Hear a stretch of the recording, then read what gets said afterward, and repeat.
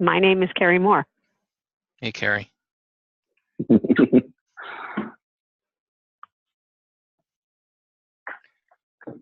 Any other TE people?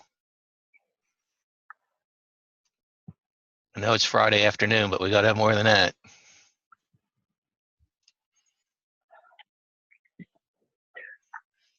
So we got, I guess, 4 or 5 folks from TE?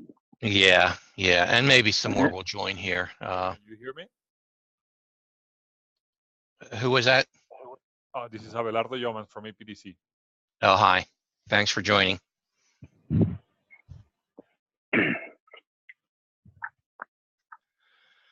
Okay, well, Blair or Michael, why don't we jump into it here? And as people join, they'll just have to come up to speed. Sounds good. Can everybody see my screen? I started sharing my screen here via the Zoom link. Yeah, I can see Anybody it. not see it? Yep. Okay, Yes. so this is the FGV login page from UPS.com. I think we were going to use one of you guys' login credentials so we can view exactly what you see. Because if I go in under my UPSer access, there's a few things that look a little different. And I don't want to unnecessarily confuse anyone. So is there a user ID password I can maybe put it? There's a chat feature in the Zoom. Yeah, Michael, I sent that to you in an email yesterday. It should be at the bottom of the string. If you want to pause your sharing there and then go grab that. Oh, I see it. I'm sorry. You got it. You're right. Good point, Blair. We got Mr. Mark here. Mark L. Okay. 1.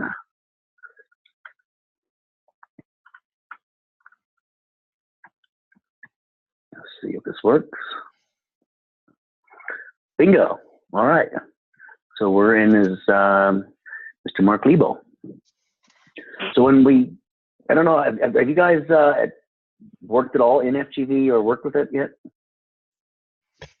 I have. This is Mark. I have briefly. I've been in it a few times. I think most this will probably be pretty much new to them. Okay. Well, then let me just start, I guess, from the very beginning. What is Flex Global View? So my role at UPS, I'm a technology marketing manager. My responsibility is making visibility all it can be at UPS for our freight forwarding, brokerage, and other supply chain services. And this tool is what we use for supply chain services. Now, you can view our package services in here. It's just not nearly as robust as with freight forwarding. So if a question ever comes up, hey, can we see our UPS packages, our small packages? I can, show you what the available options there are. So what is FG? What we call it Flex Global View. We typically just call it FGV. And it's basically a visibility tool that also does reporting and proactive email alerting. So those are really the 3 tenets of FGV: visibility, reporting, and proactive email alerts. And so the things, what does it not do? You can view your bills, you can view your invoices, but you can't pay them. You can't book a shipment, you can't get a rate. It's not designed for that. Those are features we make available on UPS.com. And when you first log into FGV, this is the page you wind up on. This is what we call the home page. And here we'll have some recent announcements. We'll talk about new functionality that might be released. There's some documents here that are designed to help you if you want to know about the reports that we have, the canned reports and the data elements that those reports contain. This document's good for that. If you see any terminology in terms of the report outputs or the screens or anything like what the heck does that mean? I know there's a lot of unique terminology in the freight forwarding industry. We maintain a glossary of data elements that you can look up any term you see, and hopefully it will be in there. There's a quick video here on how to schedule an FGV report. So what we find is most customers don't come into FGV, run a report, and then walk away. They want to come into FGV, set the report up, and then have it in their inbox every Monday morning or the end of every month or the end of every quarter, whatever it may be. Maybe they want to see a report on, hey, I want to see every Monday morning everything that UPS anticipates you're going to deliver to us the upcoming 2 weeks, right? And that's in your inbox every Monday morning at the crack of dawn. And then we also have some other videos that are really short, on reporting and general visibility if you ever want to go back and look at it yourself. But the most popular place where customers then go from the home page is right here, where you see track shipments. And I think most of what, and I'm not sure, Blair, are we set up for brokerage visibility as well? They use an outside brokerage, Michael. Okay, so we'll focus strictly on the transportation. So we'll go to track shipments. I'll just click on that link. And this is normally where customers will go straight to. This is where the visibility starts. It's a transportation dashboard. And right now you're seeing your shipments. This dashboard gives you a view of the last 4 months. So there's been 404 TE connectivity air freight shipments in the last 4 months. Now we store in FGV 5 years worth of your data. That includes document images, PODs, and any other data associated with your shipments will be in there for 5 years. But the dashboard at a glance is the last 4 months. Typically customers will adjust the dashboard and say, look, I don't want to see this by air. I want to see it by, and here I can go in, maybe I want to see it by origin or see my shipments based on destination or who the shipper was, who the receiver was, the principal party. So let's see where everything key connectivity is shipping from the last 4 months. Let's select origin. I'm going to change this from 60 days. You can go as far as 120 days, which is the last 4 months. I'm going to hit save. And now I'm going to get an extensive dashboard that key connectivity shipments, 417 of them, by the origin from whence they came, right? And where they stand on the shipment life cycle. Maybe the shipment just got booked into our operating system, hasn't moved anywhere yet. It'll show up in this column. If we just picked it up, got it into UPS possession at origin, it'll show up in this column. Once it departs the origin country here, once it arrives to destination country, once it's just cleared customs, and then once it gets delivered. And then also those that fall into what we call the exception bucket. What are exceptions? Well, it could be things like customs holds, civil unrest, weather delay, equipment problems, like a whole manner of exceptions. They don't necessarily delay the shipment. They certainly do in some cases, but a lot of times they're just sort of warnings. The shipment, it's hitting a weather delay. We don't know yet for certain if that's going to cause a delay, but you may want to check your latest estimated delivery date to see if anything's changed for the shipment. Now we have another dashboard here that we call the overdue event summary. Every time we book one of TE's air freight forwarding shipments in our system, we immediately estimate 3 dates, right? We estimate when the shipment's going to depart origin, when it's going to arrive destination, and lastly, when it's going to get delivered. If at any time that date passes, and so for example, here we see, this is pretty good too. Out of the 417 recent shipments, there's 2 that are currently missing a planned date. There's one that's running late on its arrival, and there's one that's running late in terms of its delivery. So I can click on the number. Now I got these 2 air freight shipments, one out of Hong Kong, one shipping from Pennsylvania. So yeah, like select one from Hong Kong. I can see it's going to Ontario, California, air freight consol. From Hong Kong. These are all the details on the shipment, right? It says its latest status. It's under an exception status. Looks like the origin op is keying a lot of purchase order information, tying it to the shipment, so you can easily track the shipment using these POs. And if you want to pull them down, you can do that as well.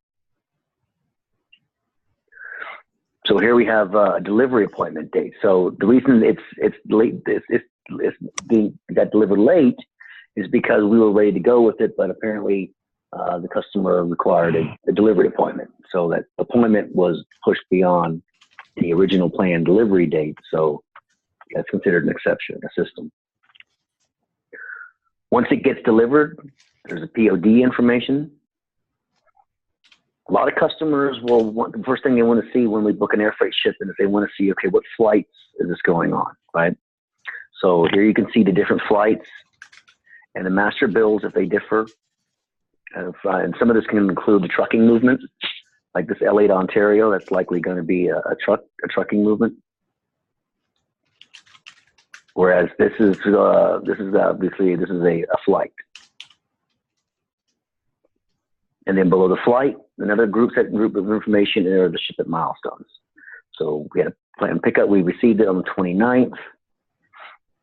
Got into the container freight station at the yard on the 30th. Available to ship on the 30th. You can see here it was confirmed departure on the 31st. Which is here, confirmed departure. Documents, when it was cleared customer, it confirmed arrival on the 5th, and it's currently on hand to destination as we speak. So these are where you get all the details regarding the shipment. But let's go back to our dashboard. So we'll go back to track shipments. Let's look at the shipments from, what is this? We have 20 shipments, or air freight shipments coming out of Boston. So here I get a quick list of everything that's been delivered in Boston recently, or that's been shipped from Boston. Yeah, Mike, can you, for examples, can you use inbound? Because our folks are really only concerned with, for the most part, absolutely, inbound into the country. So absolutely. So let's go back to our dashboard. Maybe look at a Hong Kong shipment. Go to the settings. And now instead of looking at them based on where they came, let's look at them based on where they went or are going. So destination, save. So now I'm seeing the last 4 months of your air freight shipments based on where they were going, right? So in this case, you've had 6 in the last 4 months that have been delivered to your Boston office. Are there any ones in particular you want to look at? I would just Paso. To where? El Paso. Oh, in El Paso, yeah. All right. It's only 2. So you got one that just departed its origin on its way to El Paso, and you got one that's been delivered in the last 4 months to El Paso. So let's look at this delivered shipment. Since there was only one, instead of taking me to a list of shipments, obviously it takes me straight to that shipment. And here we have Air Freight Consol, origin Hong Kong, going to El Paso. We see the principal. It's normally, in most cases, the payer of the shipment. A brief description of the goods. Reference numbers that were keyed and associated with the shipment, in this case, purchase orders. This one had 4 purchase orders tied to it. Here's the additional shipment information. This is where you're going to see exceptions or just other things that may happen to the shipment. They're not, again, they're not necessarily causing a delay. They could, but they're just trying to keep you informed of, you know, all the latest, greatest things that are going on with the shipment. So this one actually experienced a customer, well, since you have an outside broker, it's currently being, I guess, well, it was being cleared at some point by the outside broker. And just a point on that, on the outside broker, every day that the shipment does not clear, UPS is required by their local MOP to update that as a customs assigned broker delay. That way that we can accurately track the shipment. So we just don't put the broker delay in when we notify the broker, and then just don't put any other delays in there for the next week while we're waiting the shipment to clear. We put an update in every day so we can actively track what's going on with that shipment per day. And that's why you'll see that many customs delays on some of those shipments. Here you see the POD. Now, some shipments, again, it depends on the end delivery and the trucking company that was used. You'll see this will be a hyperlink, and you can actually click on it and view the signed POD image. This one wasn't one of them where that was provided. Now here's the flight information. You know, and a lot of times customers, this is their little key right on the flight information. And they're looking for, okay, it's going to depart on Korean Airlines on the 6th. They confirmed it did depart. It's estimated to arrive on the 6th. same day, confirmed arrival. And they'll look at this data to try to anticipate when their shipment might arrive. And the last leg was UPS freight. And then we, again, milestones, when we received it, date of export, confirmed international departure. What does that mean? It means when it actually makes its first departure from one country to another, it'll show up here. And then once the shipment is billed, at the very end, you can see the actual charges for the shipment, right? So all the different fees, special handling, fuel index, customs clearance, the actual air freight charge here was $512. You can actually view the charges for the shipment once they're billed, which a lot of customers find convenient. And you can click here and go straight to the invoice. You can see all the line items lumped together for that shipment, and then download them as well. Now let me show you another very important component of visibility, and those are the document images. So for any shipment, we scan a number of documents, commercial invoices, airway bills, etc. So right up here we have a link, View Associated Document Images. We'll click on that.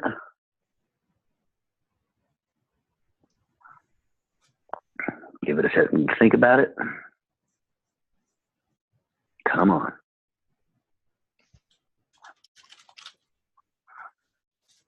I'm not sure why it's coming up blank. Yeah, I found this morning, Mike, the same thing. It was a little slower than usual. Yeah, maybe because it's Friday. I don't know. Here we go. So one of the features, this is actually something we just rolled out last year, is that customers can at last view the actual billing invoice that they received electronically or via the mail for the shipment. Here's actually a POD. Let's see what it looks like. I don't understand why, if that's the POD, why it wasn't linking from the main screen.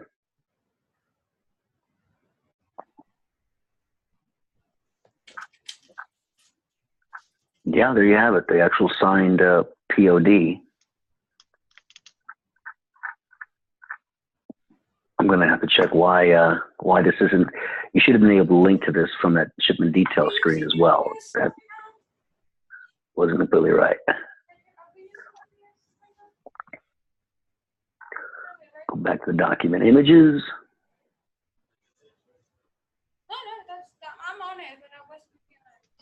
Come on.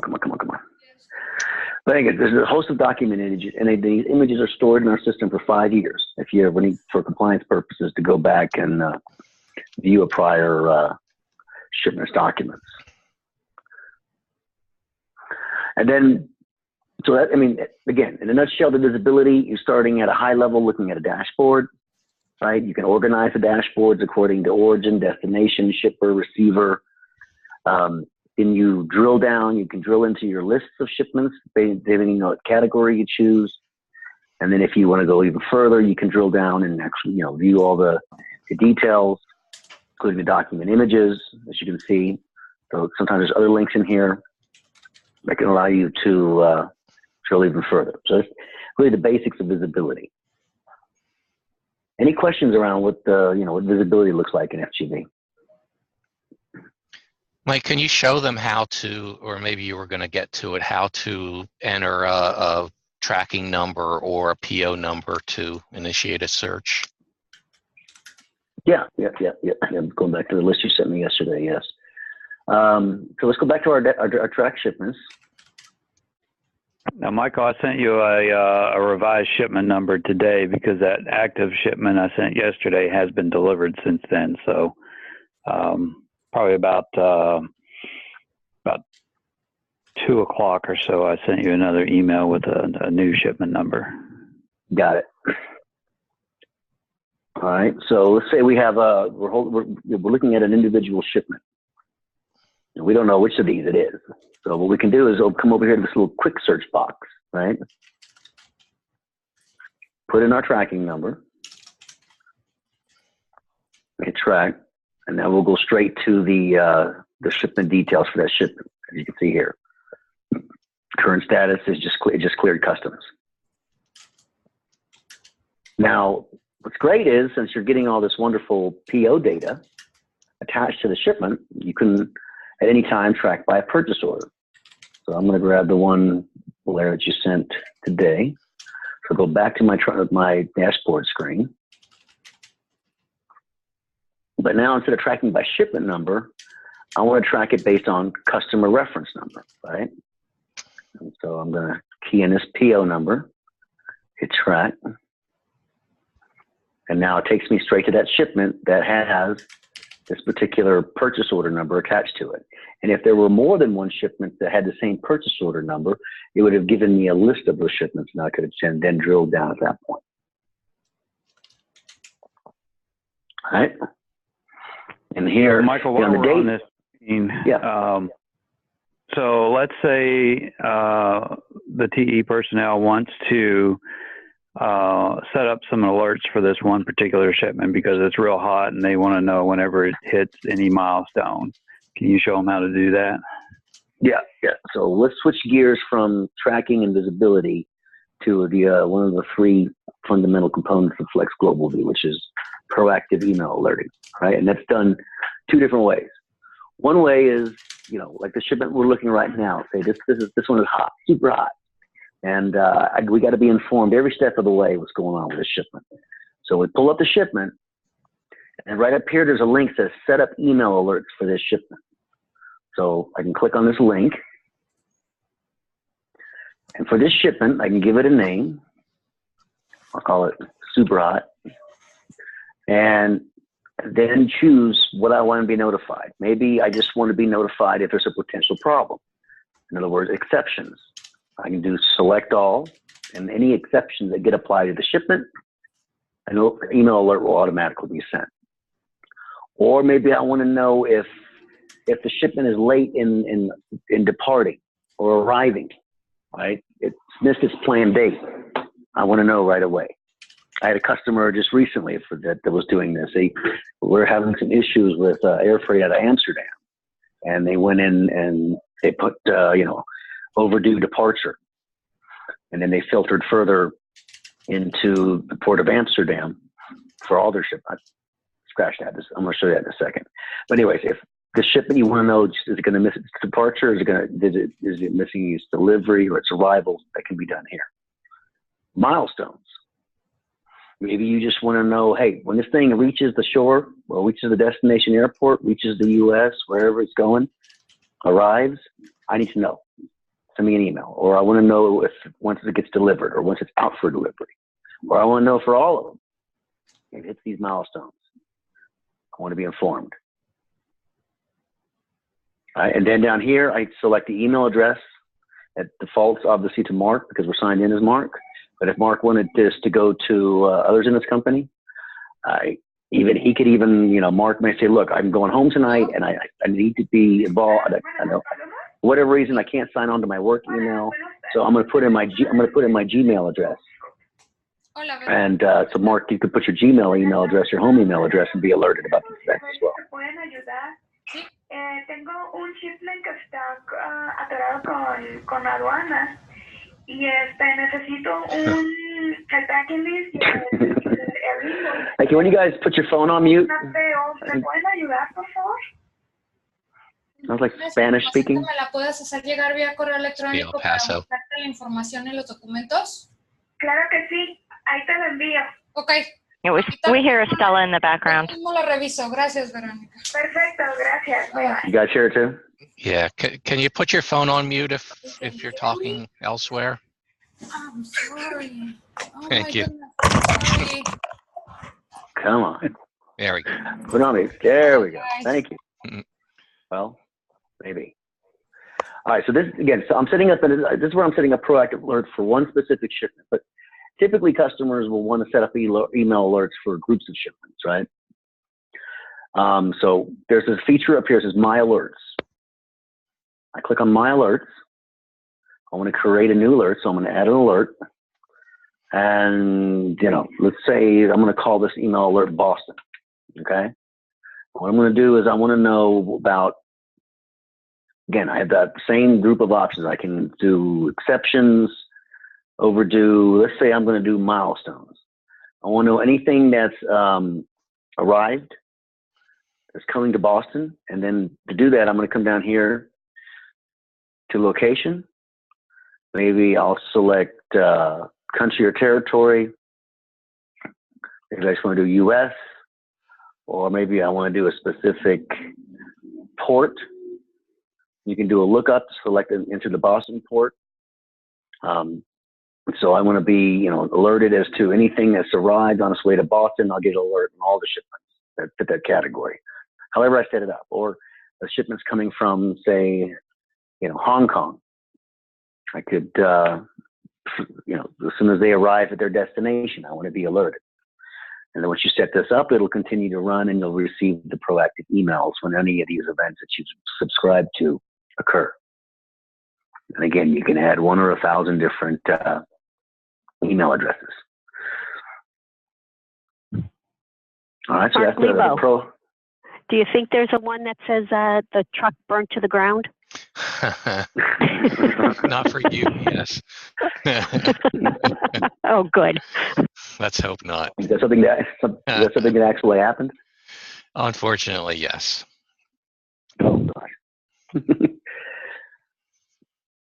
We would have an exception code for that, but it would be something a little bit different than saying burnt to the ground. Yeah. Service disruption, damage, I don't know. It would fall into one of these exception buckets. Something like that happened. Because really these 9 exceptions are really buckets. And there's other exceptions behind the scenes that feed into these buckets. Trying to make it as easy as possible to choose the exception category. All right. And then, is there any questions about the proactive alerting? The last thing I want to show you then is the other tenet of FGV, which is reports. Okay. Can you guys, can you envision needing ongoing reports in your inbox every week, every month, every quarter, whatever it may be? Maybe looking into the future, looking into the past. I think for some of the distribution centers, they may be interested in that, so they have an idea of volume for a day or a week. Mm-hmm. So I think there might be some need. Is that looking back? So what's maybe on end of day Friday, you get a report of everything that's been delivered last week or 2 weeks, whatever it may be. Right? Or you could run the report, say, show me everything that's going to be delivered in the next 2 or 3 weeks. It's estimated to be delivered. Or both. Right? Well, let me just show you how that would happen. So here under transportation, there's really only one report that we will typically point customers to. And it's one that we just released last summer. And we call it the TMO50, the Customized Shipment Data Report. And we put this report in FGV last year with the intention of ensuring that every conceivable data element that we either key on your behalf or we pull in from the service providers that we work with, that we make it available in this report. Because we were having issues where customers were having to go to this report to get that, this report to get this, and it just wasn't very convenient. So we went through and built a report that we believe has every conceivable data element that you could possibly choose from in terms of freight forwarding movements. Now, the easiest way to run the report is just to click on the report name. We say, okay, let's say, for example, we're looking into the future. I want to look at everything that has an estimated delivery date from today, looking out, let's say, the next 2 weeks, okay? If I wanted to isolate or filter based on specific origin, specific destination ports, I could do that here. I'll leave it alone for now.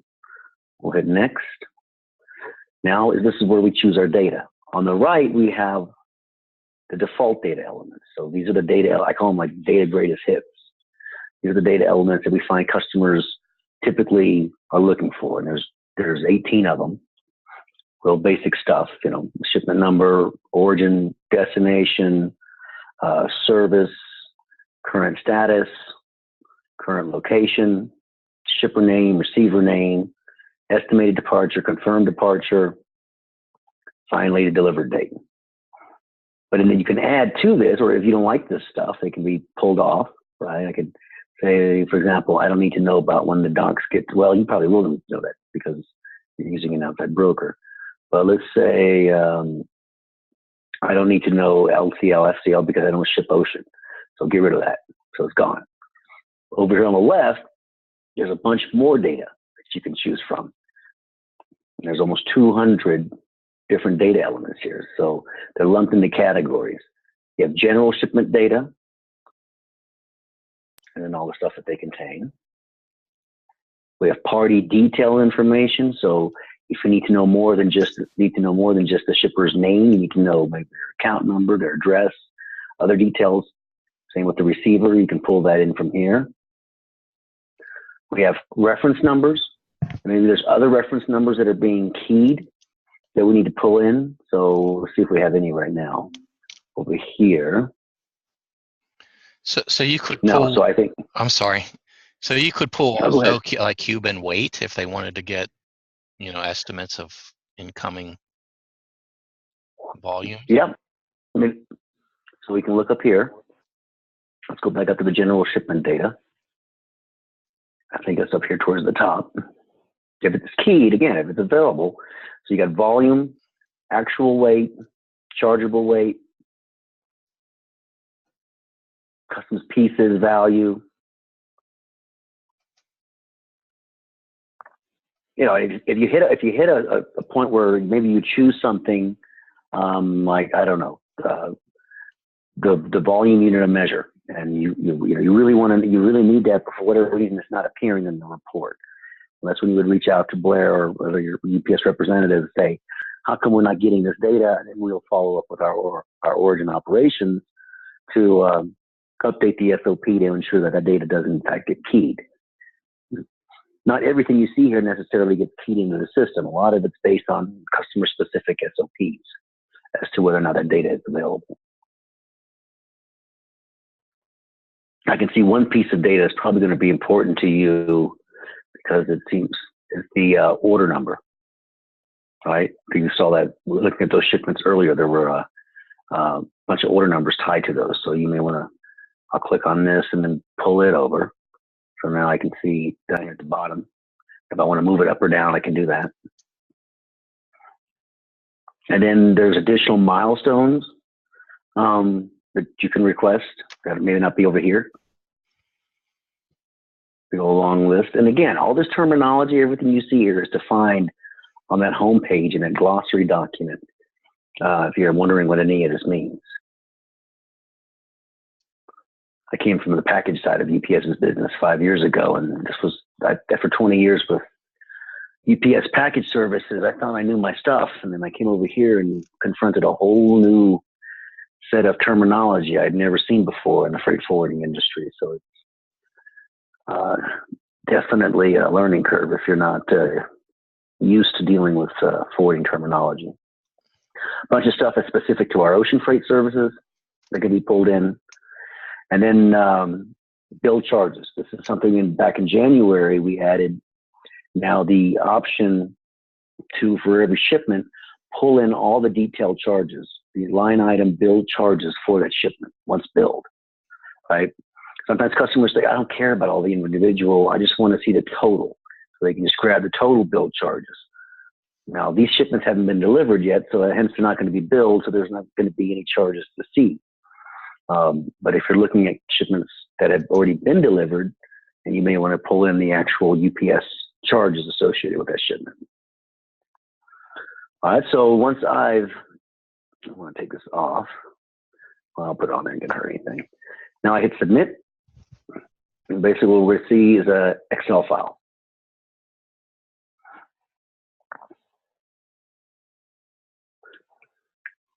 I should have probably pre-run these things first so we didn't have to wait for it. But we're looking at the upcoming 2 weeks air freight shipments that are with estimated deliveries.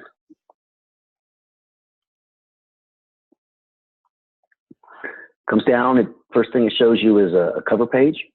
Reminds you the report that you ran, the TM050, the bus ID. Here's the date range we chose.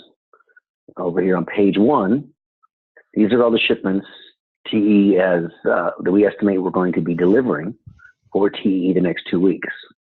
Looks like you guys got quite a few shipments coming in the next 2 weeks. They go a long list of them.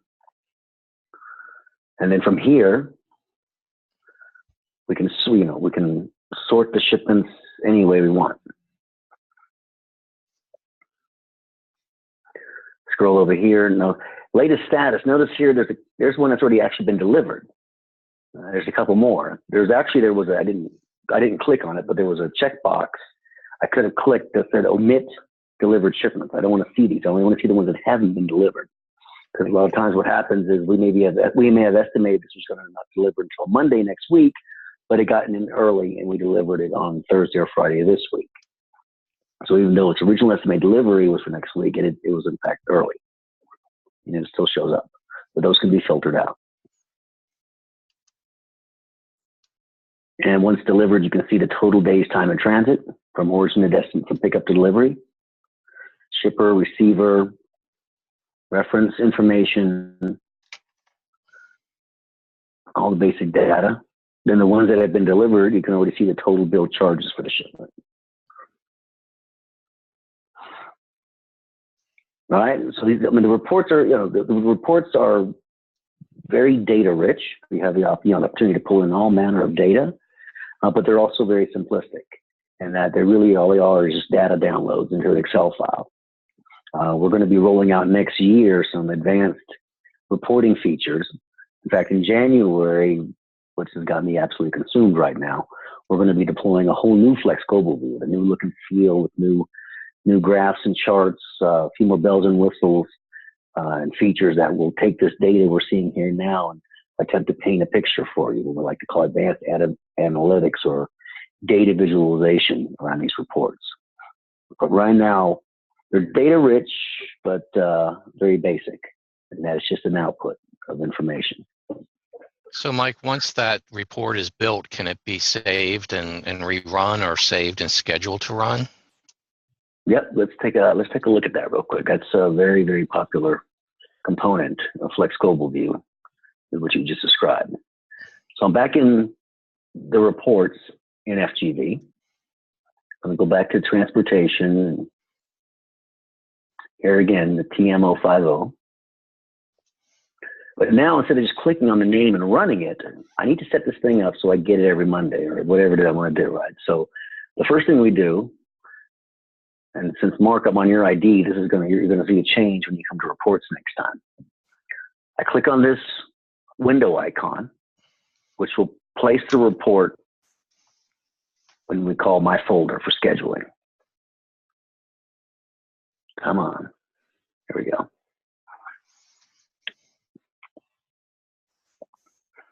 I'll give it a name.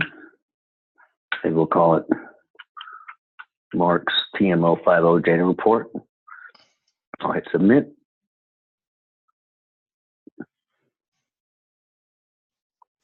And now it's going to save it.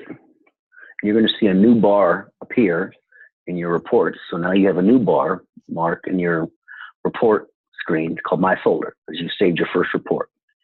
So I'm going to open that up. There's my report. But now I want to schedule it. So this is the scheduling icon.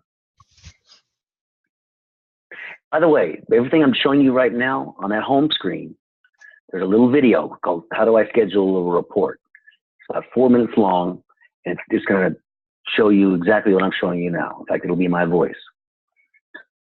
I'm going to click on here because I want to schedule it. And first thing I do is say, okay, you've got the report. Now, how often do you want to receive it? Say, okay, I want to get it every Monday, starting this Monday, the 10th. And I want to get it, say, first thing in the morning. So let's do 7 a.m. I'm not going to put an end date on it.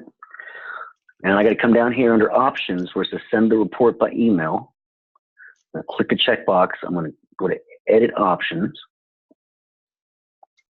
And now I've got it scheduled to run every Monday morning, but now I got to tell it where do I want it to go. So this report can be sent to anybody who has an email domain of te.com or ups.com, right? Unlike the alerts that you could send to your home email address or your kid's email or whatever you wanted to do, with reports, those can only be sent to people with the TE email domain, right, for data security reasons. So come in here, we'll put in Mark's email address. I'm just going to put something in bogus in now for Mark at te.com. And I could add many, many more email addresses. So you can come in here and put a subject. This is the weekly report we're going to have every Monday that shows us upcoming deliveries or shows us shipment activities of the last few weeks, whatever we want to say. All right. Establish this. So we've established the timing. We've established the emailing.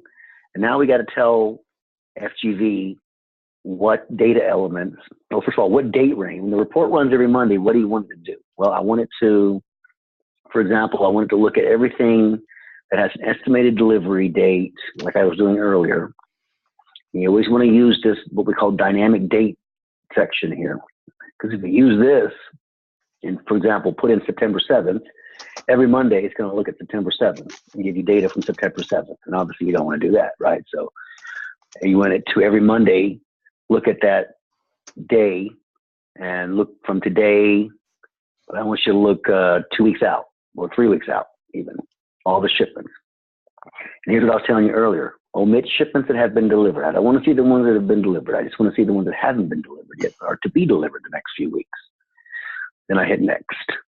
So I've established a date range, and then the very last thing is to tell it, okay, when it runs for these 3 weeks, every Monday morning, what do you want the report to include? And this is where, again, we have the default data elements, and then we have a whole host of other data you can choose from. I'll just leave it with the default, hit submit, and that's it. It's going to go revert back to our report screen, and now, Mark, if we do nothing, starting every Monday, you'll receive this report, but actually you won't because I used a bogus email address. If you don't want this to, you can go back in and edit it if you want, or maybe you just don't want this thing to run anymore. I can just hit delete, and it'll go away. As you can see that my folder went away as well because we had no more saved reports. And again, if you go, this is a very popular feature with FGV is, again, we got a lot of customers that haven't logged into Flex Global View in 3 years. They get a report on a regular basis. They get the data they want. They got their alerts set up. They have no need to ever log into FGV, and they like it that way. All right, they just want to get their data in their inbox and be done with it.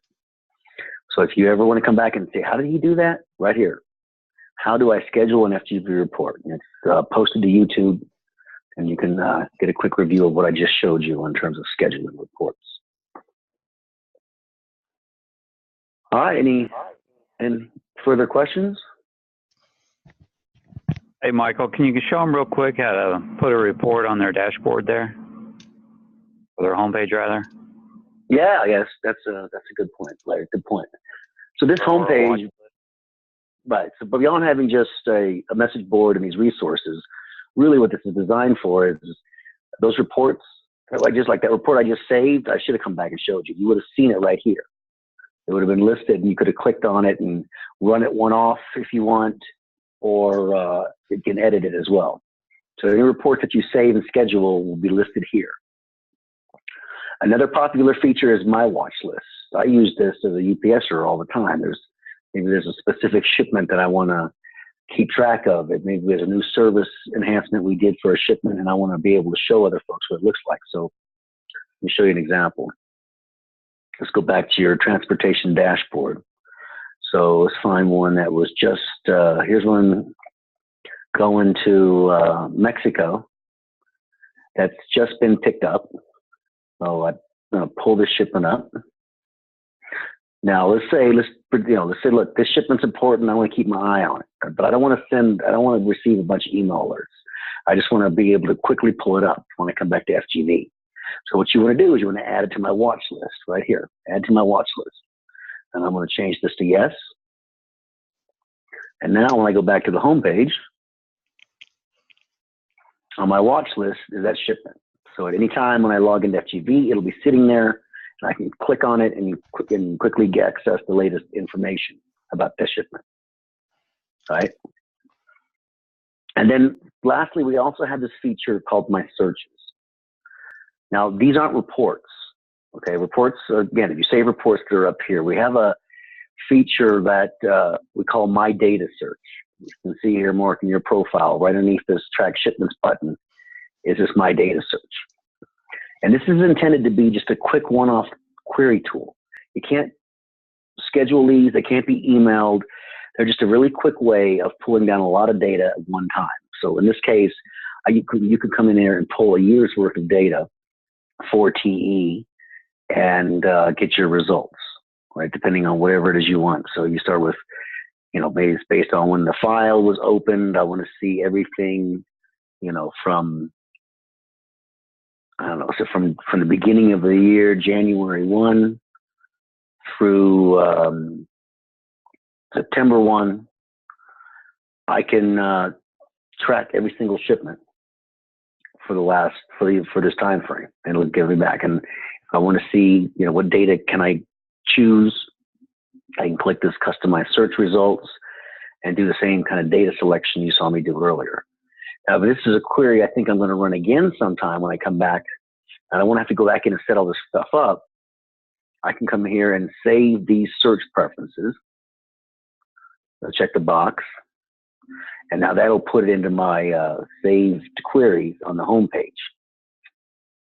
I'm not going to hit track because this is a lot of data based on TE size. It could take a little while to pull all this back, but I could maybe just do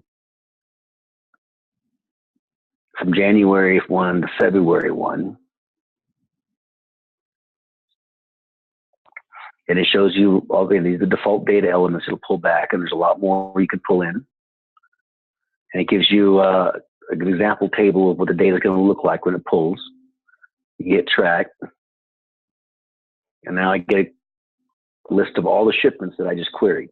Right? And then I can go in and drill. So these were all the months, all the shipments that we opened up for TE for air freight during the month of January of this year. And thankfully, they've all been delivered. Now, if I go back to my home page,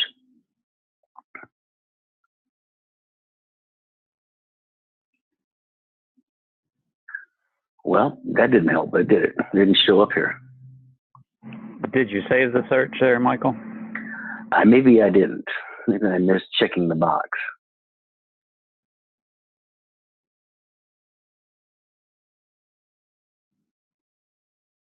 Maybe I just want to run it based on, you know, I'm going to run this query every once in a while just for the last 6 weeks of history.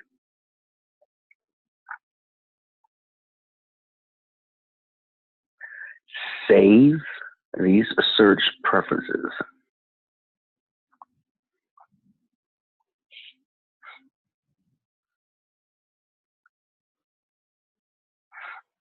And now I'm going to see all the shipments just from the last 6 weeks. Come on, come on, come on. Some days are faster than others.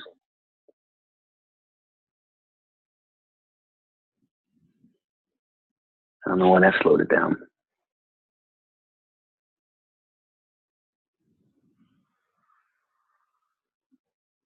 Let me just go back to the home to see that the search. I seem to have hit a hiccup here. On the save searches. But let me chase that down. Something's not saving properly here. Yeah, I was going to say, for the sake of time, since we're coming up soon on an hour here, we'll table that for now. All right. Can we think? Is there anything else you guys can think of that?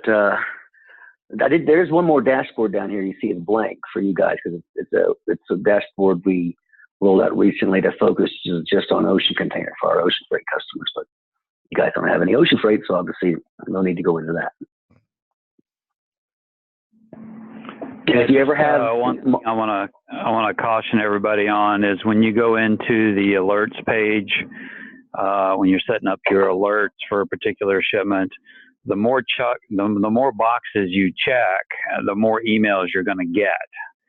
So I would not recommend going in and checking all for all the alert types that are out there, because you will get an email alert for each one of the delay types if they get triggered. Right.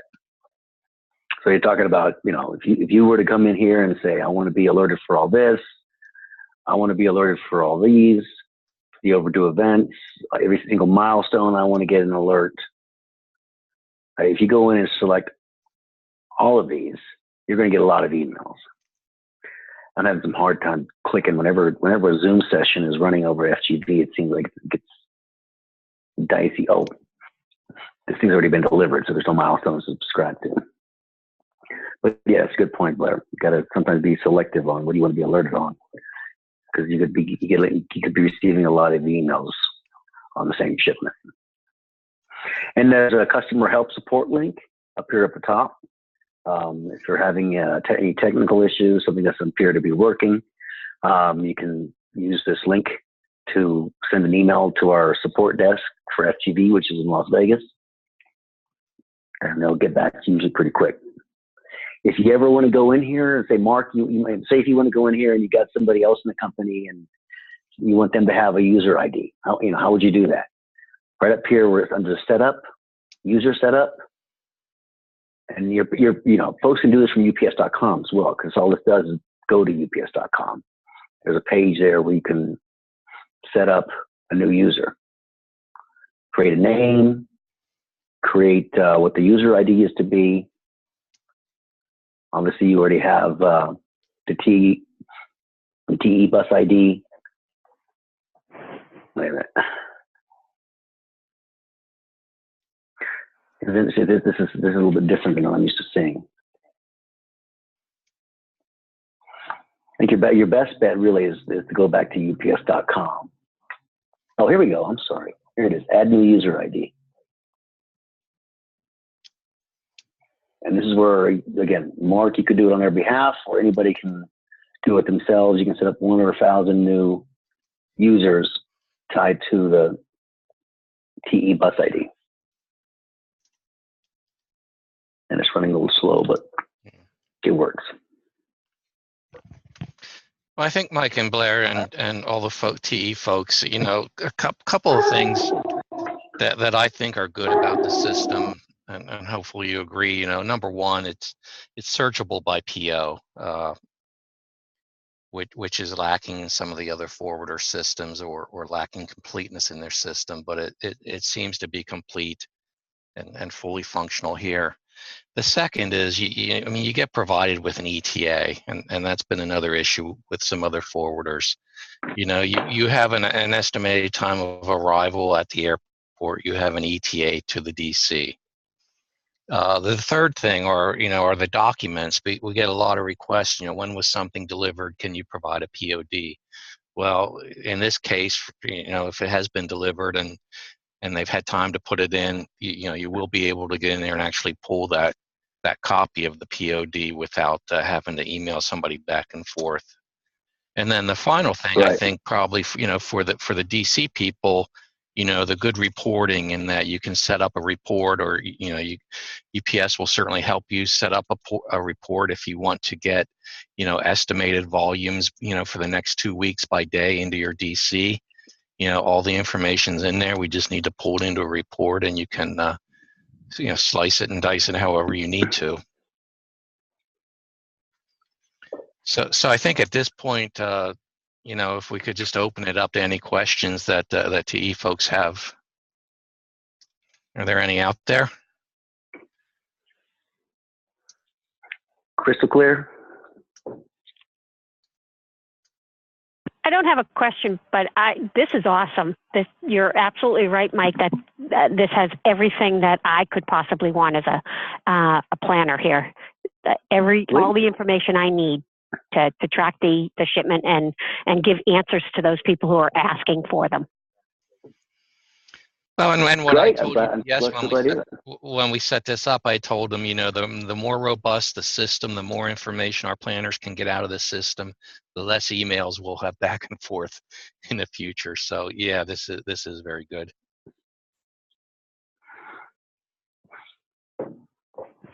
Yeah, and I would encourage everybody on the call to, if you received your login information and have already changed your password, go ahead and log in and play around with it. You know, click buttons, click links. You're not going to break it. It is a web-based program, so there's nothing that you can do that can't be either undone if you set up a report you don't like. But you know, you're not going to break it. And Michael, can you go into the login screen so those people that do have a user ID can you can show them where to reset their password? Yeah, let me show you from the beginning. So let's just go to you.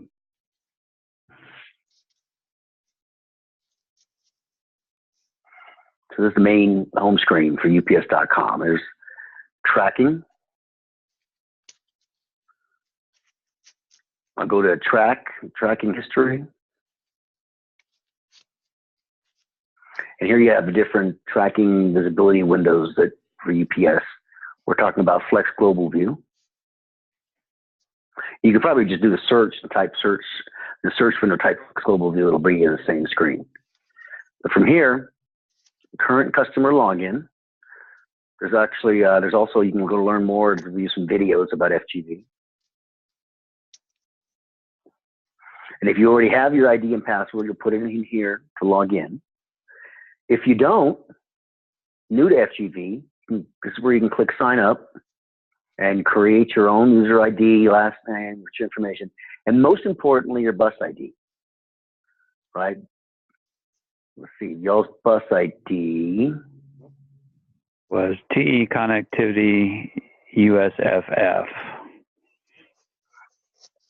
Yeah, you might want to send that to everybody. I'll write that down on the call, Blair. Just make sure they have that, because you need that in order to create a new user.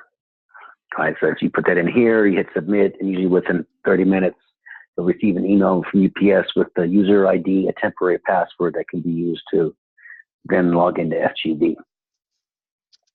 Now, if at any point you forget your password, or maybe you never, you know, the email with the new password, you put in the request Friday, and you come in Monday and it doesn't work because they expire in 24 hours and you have to re-request. So you can go in here and say, I forgot my user ID or password. Or you know your user ID, put it in, put in your email address, and just click reset. And within 20 minutes, you'll have another temporary password for your user ID. Or if you don't even remember what your user ID is, and it's been a while, you can just come in here and put your email address, and then we'll send you your user ID, and you can come back in here to get a new password.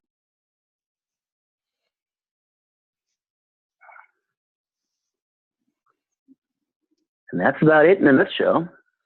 From here also on the screen, you don't necessarily have to log into FGV to track your freight shipments. You can use Quick Track. For example, I'll take one of the tracking number that Blair sent me earlier. I'll put it in here, hit track, and nobody has to log into anything to get this. Click the shipment number, and I get a summarized version of the shipment details without ever logging in as well. And anybody can do this. All right. Anything else? Questions? No, thanks, Mike and Blair. Thanks for setting this up. Thanks for going through this with us. My pleasure. Any of our folks, if you have questions, you can work back through me or through Blair and Mike. I guess their email addresses would be on the meeting invite, but I would certainly be happy to facilitate anything between you also. Okay. Yeah. Glad to help. Glad to help. There's, like I said, I think Blair said it well. As you get in there and just kick the tires on it, and you'll start to learn more and more. And the FGV, this tool, I'm gonna be honest with you, it's only as good as the data that feeds it, right? So we do have issues sometimes with some office in the middle of nowhere, China, keyed some data that isn't necessarily making sense. That does happen on occasion. And, when that does happen, you can alert Blair. We can follow up with our origin ops if there's something you're not keying properly or correctly, and ensure that doesn't happen anymore. All right. Well, thanks, everybody. Right. Thanks for attending. Everybody have a good weekend. All right. Yes. Cheers, everyone. Great weekend. Thanks, It's everybody. been a pleasure. Thank you. All right. Thank you. Bye-bye. Thanks, Michael.